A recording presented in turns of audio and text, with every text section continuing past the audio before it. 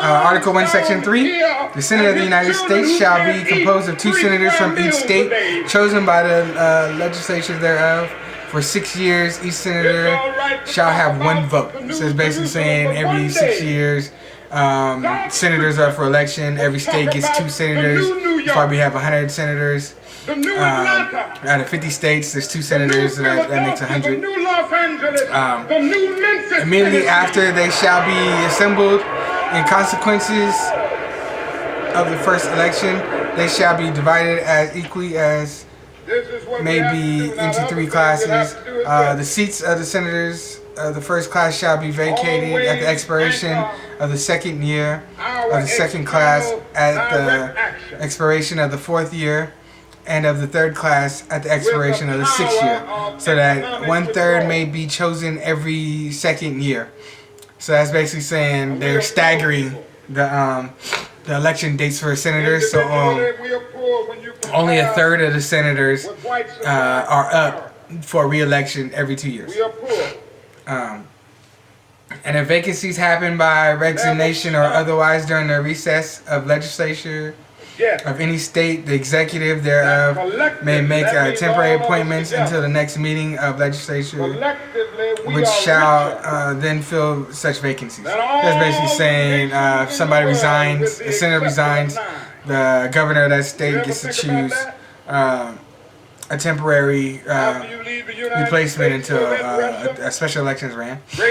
No person shall be a senator who shall not have obtained the age of 30 years, been 9 years a citizen of the United States, and who shall not, when elected, be an inhabitant of the state for which he shall be chosen. So that basically means you gotta live in the state. You have to be 9 years a member, a citizen of the U.S., and then you also have to be 30 years old.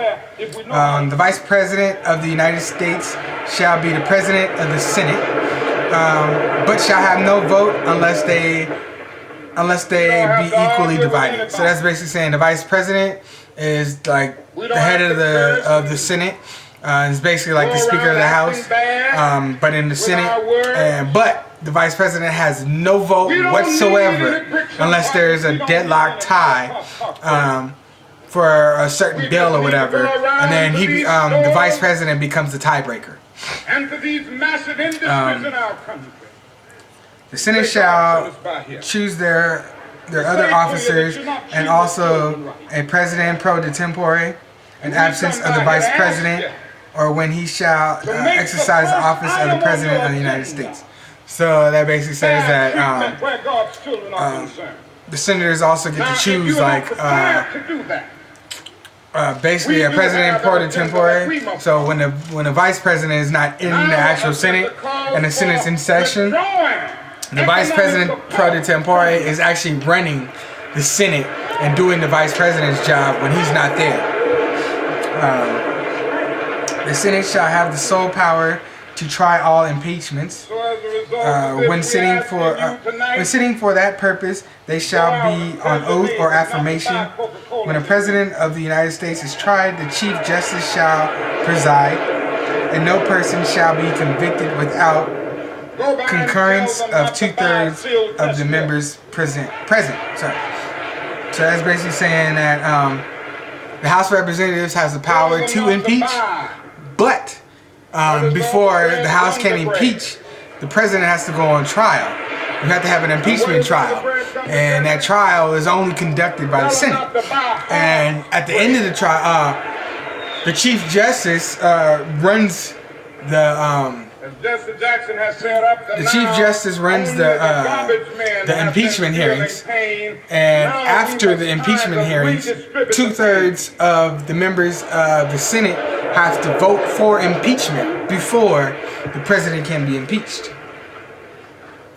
Judgment in cases of impeachment shall not extend further than removal from office and disqualifications to hold and enjoy office of honor, trust, or profit under the United States.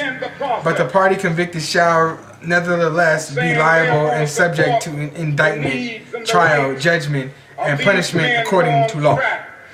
So that's basically saying that the impeachment only implies to removal of office and basically banishment of holding further office.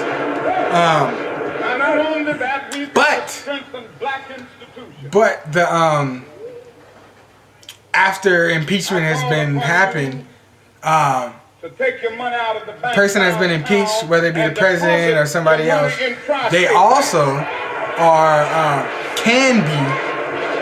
That doesn't mean that they will, but can be held for criminal charges and trial and stuff like that. But they have to go through the basic justice system after they've been impeached.